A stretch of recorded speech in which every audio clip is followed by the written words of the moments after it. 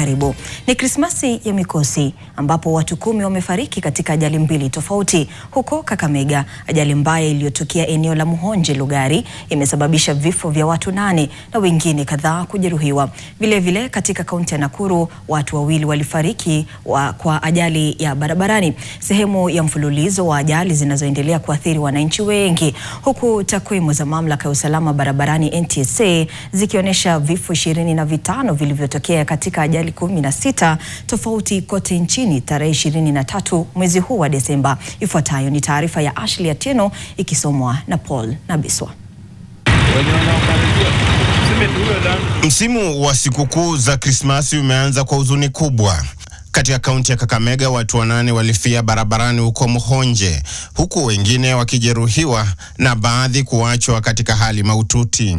Miongoni mwa waliofariki ni watu 3 wa familia moja kutoka kijiji cha Mahanga, Webuye Mashariki, wakiwa wanarudi nyumbani kutoka Meru.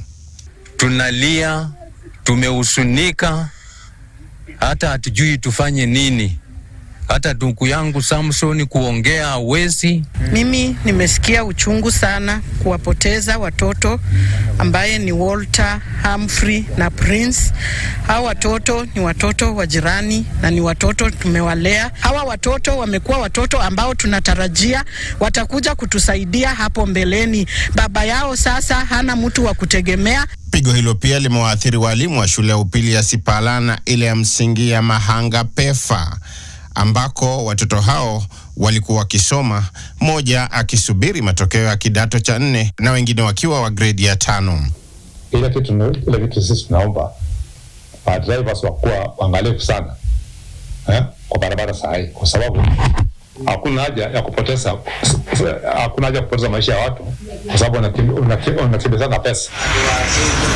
Katika eneo la Molo, kaunti ya Nakuru, ajali nyingine ilitokea baada ya lori la mizigo kugongana na magari mengine 3 na kusababisha watu 2 kufariki na wengine kujeruhiwa. Barabara hii tulikuwa tunaomba sana kama inaweza ongezwa, kwa sababu ukijaribu kuangalia kwa msimu kama huu ni hatari, kwa sababu magari ni mengi.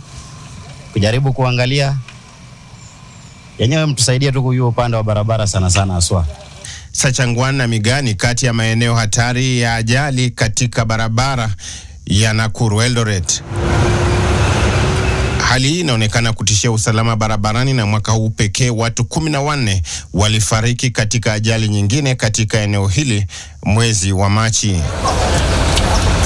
Japokuwa mamlaka husika zinaendelea kusisitiza utekelezaji wa sheria za usalama barabarani na kuboreshwa kwa miundo msingi, jukumu pia linasalia kwa watumizi wa barabara hizo kwa jumla.